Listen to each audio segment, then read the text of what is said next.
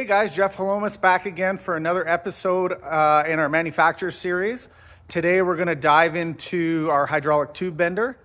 I'm going to do the run through of the electronics, how the machine's designed, and then I'll show you various modes that it works in, and then we'll bend some pipe. So let's have a look.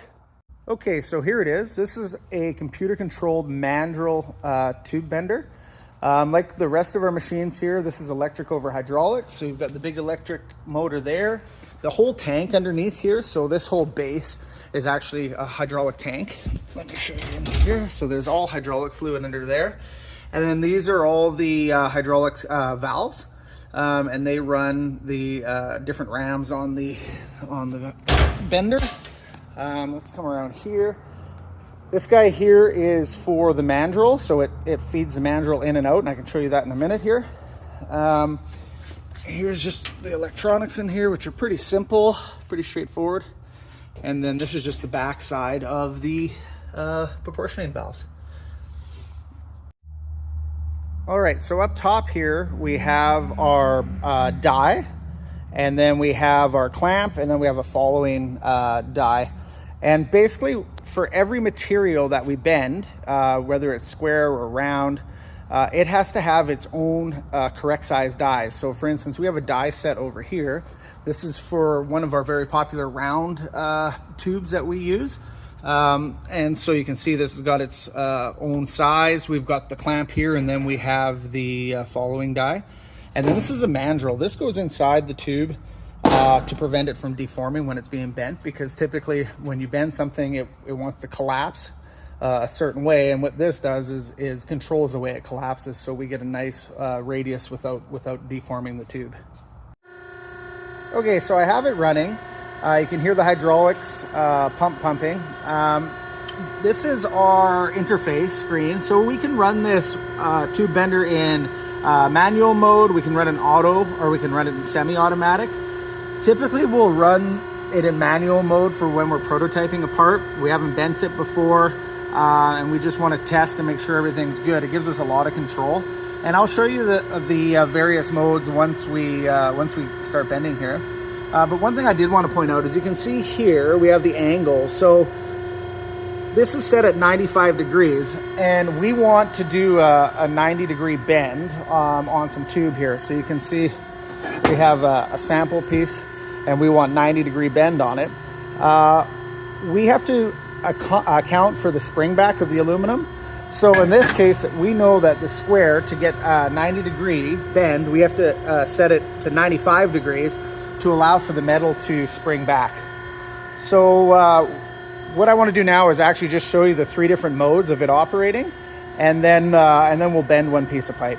Okay, so I'm going to show you the different modes that we run the machine in. So here's the manual mode. With manual mode, I actually have to physically press each process for the machine to do what it needs to do. So we're going to clamp first. That's getting clamped in. Now we'll bend the pipe. Okay, and this is going to go to our 95 degrees. Now I'm going to release the clamp, and then I return the bend home. So that's manual mode. Okay, in semi-automatic, I can run with the foot pedal. So I'll hit this pedal, it'll clamp and do the first portion of the bend. Once it gets to its bend degree that we've done, it will release like this, and you can hear the hydraulics still running. Now I've got to hit it one more time to get it to come home. So we use this again for kind of lower production stuff that we're not doing a lot of. It gives us time to get the piece out of there and not be worried about it. Whereas you'll see if we go into auto mode now, so I've put it into auto. Now we'll click the pedal down, and now it'll do everything. So that means if you're the operator running this, you have to be ready to pull this pipe out, and we can set the time, but also we want it to be efficient, so we don't want it hanging there forever. And then, so that would be for a more production where we're bending the same thing over and over and over and over again. So what I'm going to do now is I'm going to grab a piece of pipe. We'll put it in, I'm going to do it in semi-auto mode, and we'll bend it, and then you can see how it works. Okay, so I have a scrap of 1.5 by 1.5 hollow tube, obviously. This is a 1/8 wall. I'm gonna bend it without a mandrel. And I'm gonna do it in semi-automatic mode, like I said. So we'll get this set up for semi-automatic. We're gonna put it in the run.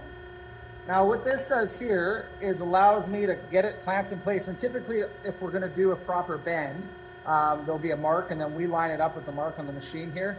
And then that gives us our proper bend. And that's all figured out through a software that we use. But here, what happens is because I can use the pedal, it frees up my hands to make sure this is in the right spot. So I'm just gonna go ahead and kick this in. That takes over.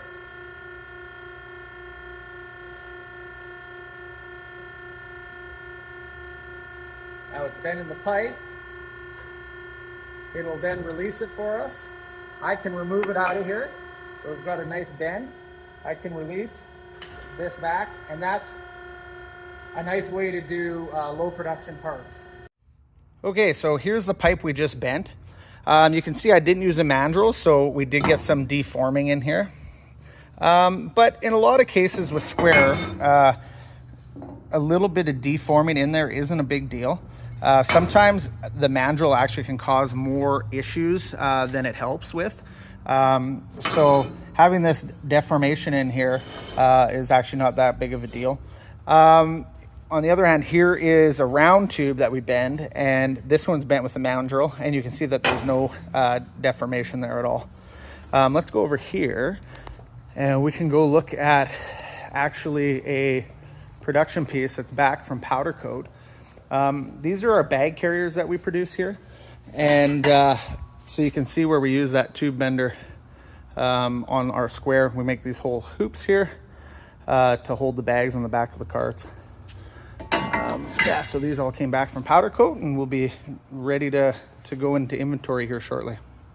Okay guys, that's a quick and dirty on tube bending. I hope you enjoyed it. The tube bender is such a vital part of our manufacturing process here. If you're processing tubes, you have to have a tube bender. Anyways, we are breaking for holidays now, so I won't have another episode until the new year. So until then, take care, be safe, enjoy time with family, and have a great week. We'll talk to you soon.